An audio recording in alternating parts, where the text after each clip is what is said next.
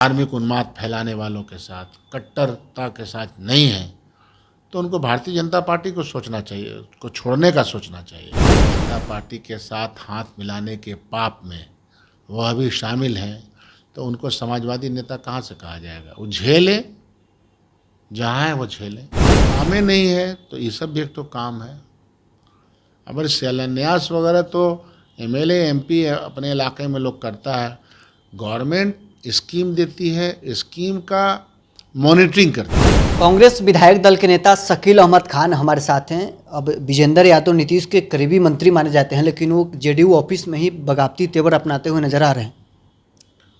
नहीं, विजेंद्र जी अपने चिर परिचित अंदाज में हमेशा गुस्से का तेवर दिखाते रहते हैं, लेकिन अंततः गत्वा वो कम्युनल ताकत के साथ, फिरका परस्त ताकत के साथ हाथ मिलाने में माहिर हैं।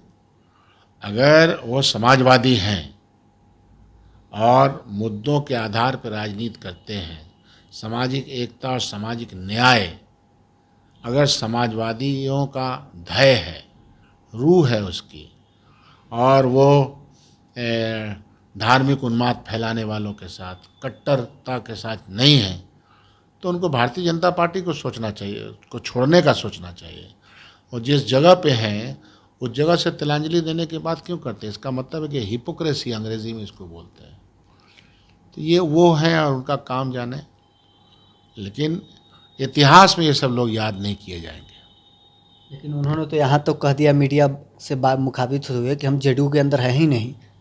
अब ये उनका व्यक्तिगत पूरा गुस्सा हो सकता है। अच्छा, एक सवाल है कि संगठनात्मक बैठक जेडीयू का हो रहा है, लेकिन पोस्टर में विजेंद्र यादव जैसे बड़े नेता, नीतीश के करीबी मंत्री का तस्वीर नहीं है। क्या संकेत दे रहा है? हो सकता है कि भाजपा वालों ने कहा होगा कि अब हो गया इनका बहुत, इनको कहाँ रखे हुए हैं, कहाँ ढो रहे हैं, क्योंकि भाजपा ही डिक्टेट कर रही है जनता दल का ना। तो जब भारतीय जनता पार्टी और उसका जो आइडियोलॉजी है, उसका विचार ही आज के दिन में जनता दल में समा गया है, तो वही कह दिया होगा।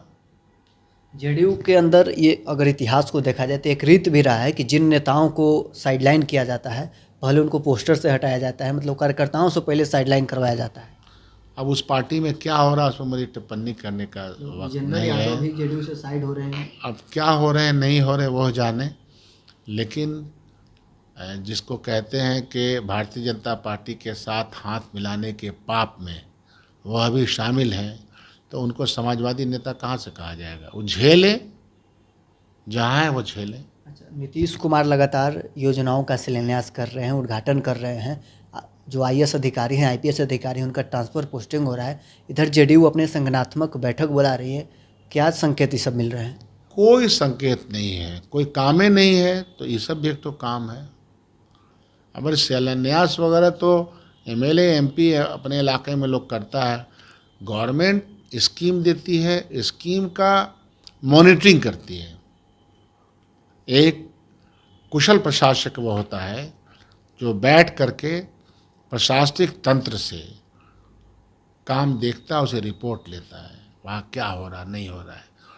तो अब हर चीज़ का वो उद्घाटन कर रहे हैं, छोटा छोटा पुल का, कलवर्ट का भी उद्घाटन कर रहे हैं। तो ये तो त्रासदी है ना। आप क्षेत्र में जाइए, कोई एमएलए जो है वो उद्घाटन करता है तो कहता नहीं तो मुख्यमंत्री जी ने कर दिया है। तो एक अजब तरह का ट्रेजेडी चल रहा है यहाँ। जनता दल यू अपने ही इसमें तंत्र जाल में बेचारी फंस गई। अफसोस लगता है। क्या टूट होगा जेडीयू के अंदर? क्या होगा नहीं होगा उससे हमको क्या मतलब है। कांग्रेस पार्टी ऐतिहासिक पार्टी है।